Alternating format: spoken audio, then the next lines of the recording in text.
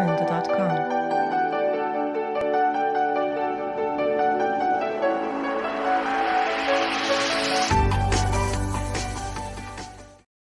Aquaba mes souralais, j'espère que vous allez bien. Alors, vous êtes bien installés pour cette nouvelle aventure?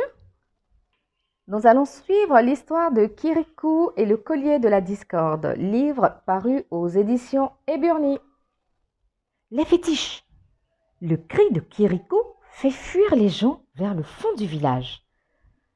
Un fétiche pruneur arrive, accompagné de 2 fétiches parleurs qui annoncent: notre vénérée maîtresse, la puissante Karaba, veut faire la paix avec votre village. Elle offre ce collier d'or à la femme la plus méritante de toutes. En effet, le fétiche preneur tient dans ses grandes mains un magnifique bijou qui étincelle au soleil. Il le dépose sur le banc déserté par le vieillard. Les 3 esclaves de bois font demi-tour et disparaissent au loin. Les villageois reviennent et se pressent autour du banc, fascinés par le cadeau de Karaba la sorcière.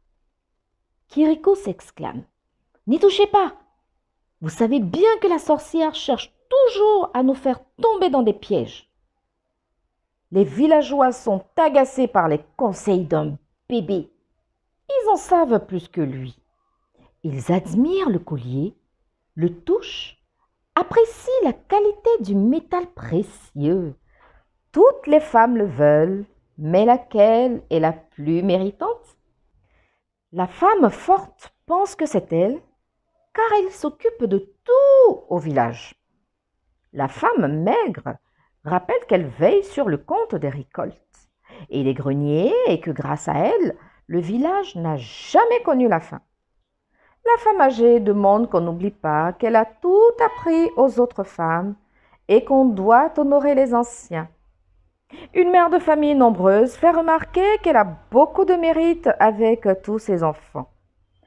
Une autre femme reconnaît son collier volé par Karaba. Il est à elle, un point, c'est tout. On demande à l'oncle son avis. Il trouve beaucoup de mérite à une jolie fille qui lui plaît bien. Le vieillard se fâche. Il prend le collier. Il le gardera dans sa case jusqu'à ce qu'on se soit entendu sur la femme la plus méritante. La journée se passe en discussions et en fâcheries. On a volé le collier d'or! Ce cri poussé par le vieillard réveille le village. Tout le monde est indigné, cherche le ou la coupable. Le vieillard décide qu'il faut fouiller les cases. Chaque personne fouillée est choquée qu'on la soupçonne. On ne retrouve pas le collier, mais on découvre de petits secrets chez les unes et chez les autres, ce qui augmente le mécontentement général et les disputes. On ne va plus dans la forêt faire la cueillette et ramasser du bois. On ne pile plus le mil. On ne répare pas le toit qui en a besoin. On n'arrose plus les légumes. On laisse le linge sale s'empiler. Là-bas, sur le pas de sa porte, la sorcière se réjouit.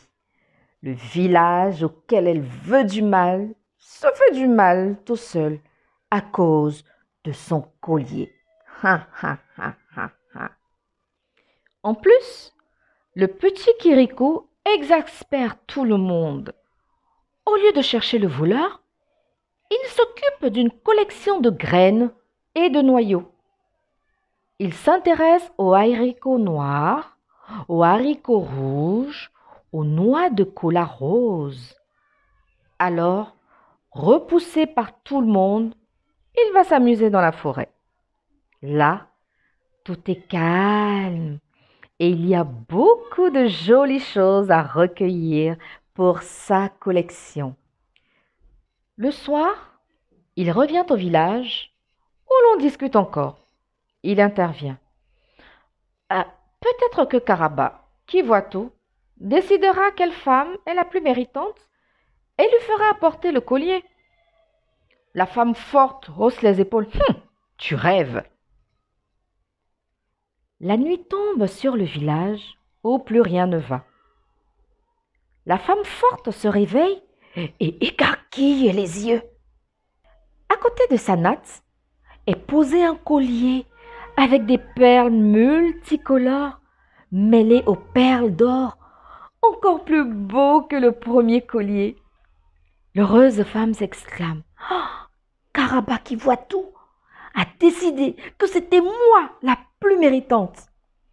La mère de Kiriko découvre aussi un beau collier à son chevet, mais elle ne pense pas à Karaba. Oh, Kirikou, quel beau cadeau! Je me doutais bien que tu étais en train de fabriquer quelque chose de beau. Oui, et je l'ai fait pour toutes les femmes, répond Kirikou. En effet, de toutes les cases jaillissent des femmes brandissant un magnifique collier et criant: Karaba m'a élu! Puis elles se regardent, s'étonnent, voient Kirikou avec un drôle d'air et comprennent tout. C'est lui qui a dérobé le bijou qui a porté la discorde au village. Il a défait le collier et a réparti également les perles d'or entre chacune des femmes en ajoutant des graines, des noyaux et des plumes pour qu'ils soient encore plus beaux. Mais on remarque que le collier de la mère de Kirikou n'a aucune perle d'or. Kirikou explique: il n'y avait pas assez de perles d'or pour toutes. Mais ma mère comprend ces choses-là. La mère approuve. C'est moi qui ai le plus beau collier et c'est moi qui ai le meilleur des fils. Et hop, tout le monde se réjouit.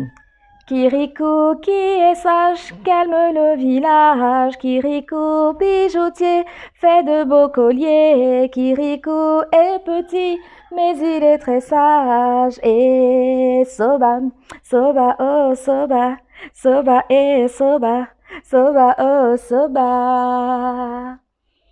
Et voilà comment prend fin l'histoire de Kirikou qui aura réussi, grâce à une idée géniale, à réconcilier tout le village. Au revoir, mes petits anges, écoutez bien vos parents.